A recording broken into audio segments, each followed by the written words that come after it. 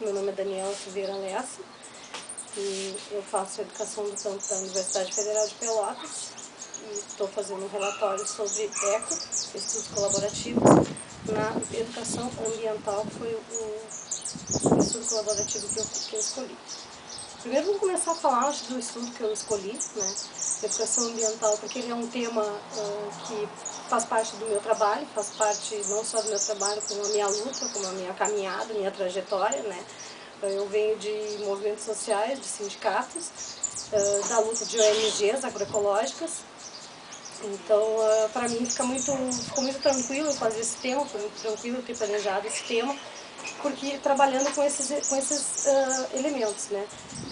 O elemento rural, da área rural, né? O que hoje está imposto aí na agricultura, e uma escola rural. Então, para mim foi muito tranquilo eu trabalhar esse projeto, porque eu consegui trabalhar com esses dois elementos e juntar numa coisa só, fazer um trabalho só, né? Então, o que tem na rural, o que pode ir para dentro da escola, para a criança entenda que tudo faz parte de todos, né? E que tudo é um todo. Então, se tem alguma agressão, alguma coisa, é porque alguma coisa não está bem, alguma coisa não está certa. Bom, então, dentro desses movimentos que eu trabalho, né? A turma que eu escolhi, isso é muito interessante também, a turma ela é multisseriada, ela é uma área rural, multisseriada, pega todas as faixas etárias, então deu para mim trabalhar em temas transversais, assim, com a visão de cada faixa etária, a visão da primeira série, da segunda, da terceira, da quarta. Então, também outra coisa, essa escola ela ficou ao lado de um dos arroios, né, de um dos arroios que teve enchente, então desbarrancou, deu aquele desastre em São Lourenço do Sul, no ano de 2009, então aquele desastre. Esse arroio foi um dos arroios que também alagou, então, enfim, levou lavouras por diante, vaca, barrancos e muitas árvores, né, então desbarrancou muito. Então ela está dentro de um território onde tem visivelmente houve um desastre que acontece e que isso aí tem a mão do homem comprovadamente, então pelas atitudes que a gente vê, né? Então esse território ele é composto com plantações de milho, né, basicamente milho transgênico. Ele é composto com o plantio de fumo, né, então com todo aquele pacote agroquímico que vem junto, né. Tem a bacia leiteira também, o pessoal vive sobre da bacia leiteira, na qual a cooperativa lá então comercializa.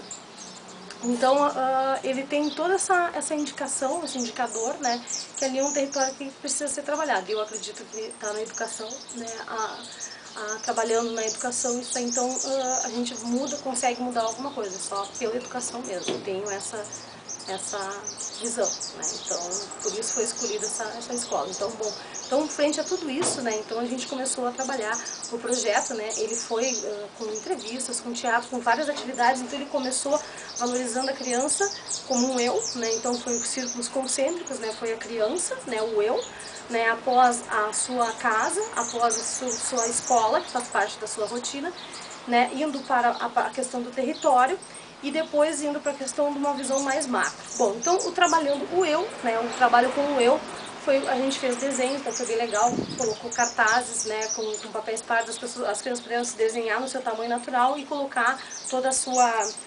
criatividade no que compõe o seu eu. Então foi muito interessante, foi bastante criativo, e depois então no final a gente posta as fotos, coloca as fotos para saber como é que foi essa atividade.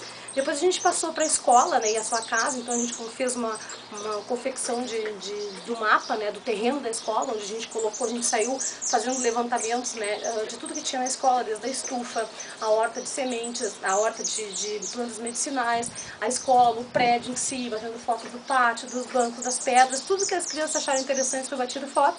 Então a gente, depois, ao meio-dia, viemos embora, foi revelado essas fotos. No outro dia, então, seguiu a se construir esse mapa, onde as crianças puderam colocar, a gente construiu um mapa no papel Panamá bem grande, então a gente desenhou um mapa da escola, né, e depois colorimos e depois aplicamos as fotos, né, de cada lugar que a gente desenhou, a gente ilustrou com uma foto, batido, né, principalmente por elas, né. Então, dentro da escola a gente também trabalhou com plantio de hortaliças, a gente fez confecção de canteiros, fizemos sementeiras, plantamos, né, alface, cenoura, pepino, melão, algodão, framboesa, então a gente plantou, parece que ricota,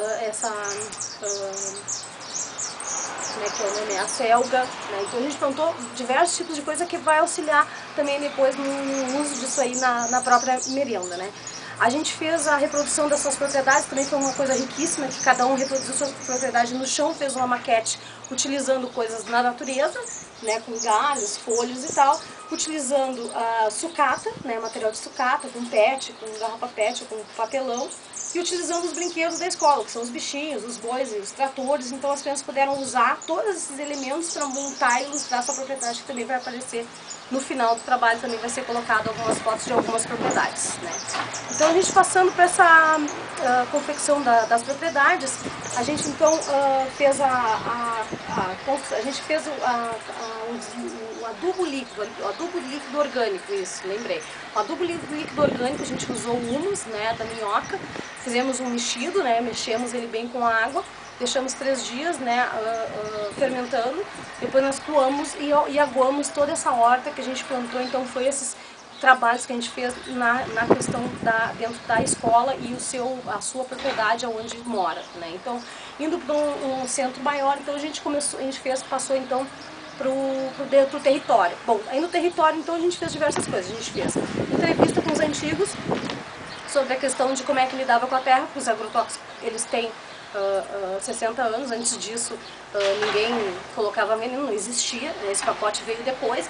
Então foi legal as entrevistas que cada um deu sua visão. Então o pessoal usa sim, o pessoal usa urina, o pessoal usa o leite, usa o fumo macerado. Então são conhecimentos populares. E justamente porque como eu trabalho com diversos públicos, como quilombolas, assentados, pomeranos, alemães, então eu identifico esses conhecimentos que as pessoas têm de ancestrais, né, que está se perdendo com esse pacote novo econômico que tem que ser produzido acima de tudo, e com todo esse pacote agroquímico que a gente conhece aí, que hoje em dia a gente está vendo o reflexo, né, disso dentro da nossa natureza e na nossa própria saúde também, né. A gente também, outra coisa, a gente fez uma confecção de animais com argila, então a gente mostrou com um vídeo do Raça Selvagem, que é uma galera que faz um corre muito legal, que tem um vídeo sobre os banhados, então eu levei pra lá, ajudou muito. E a gente também, então a gente acabou fazendo esculturas de argila com os bichos do mato, né, utilizando os bichos do mato, né. Então foram vários, então se fez o gato do mato, se fez a cobra, né, se fez a aranha, né, então foi muito legal. Então depois a gente ilustra com as fotos também, né, então a gente ilustra com tudo isso aí. Bom, a gente também visitou na propriedade que é da Inês, né, ela tem ali do lado, então que também ela tem esse trabalho de projeto de plantas medicinais dentro da escola. A gente visitou a casa dela, que lá tinha a mandala de chás, muito interessante, né? Depois a gente deu comida para as carpas também, que também é muito legal, então foi um trabalho bem legal. Bom, dentro do território também a gente fez também as plantações de mudas dos arroios, né? De mudas frutíferas, né? Nativas, né? Então a gente plantou pitanga, araçá, goiaba, guabiju, então a gente plantou diversas mudas e foi muito interessante a gente plantando lá. Então eu ia buscar água dentro do arroio, né? E alcançava para as crianças e aí eu achei um siri, né? Um siri de água doce, um siri de rio. Ele é diferente do siri que dá, siri mole, que dá na beira da pedra, e o siri é aquele que vem quando vem com a água salgada. Então a gente pôde ver diversas maneiras que a natureza também se manifesta e coisas parecidas, e cada um dentro do seu meio onde vive, né? O siri do mar ele tem uma casca mais dura, o siri do rio ele é mais molenguinho, então cada um dentro do seu habitat se transforma. Então foi muito legal também, que já foi uma aula, né? Já foi uma aula, né, de vida, né, e de evolução e tudo mais. Então ilustrou bem legal sobre essa questão dos bichos, né, então foi muito bom. A visão mais macro, então, a gente atuou com grafite, né, a gente desenhou paisagens com grafite, papéis pardos, depois a gente também grafitou o muro da escola também, né, uma parede lá da escola. A gente fez uma paisagem coletiva, cada um desenhou uma coisa, então foi tudo muito bem coletivo, né.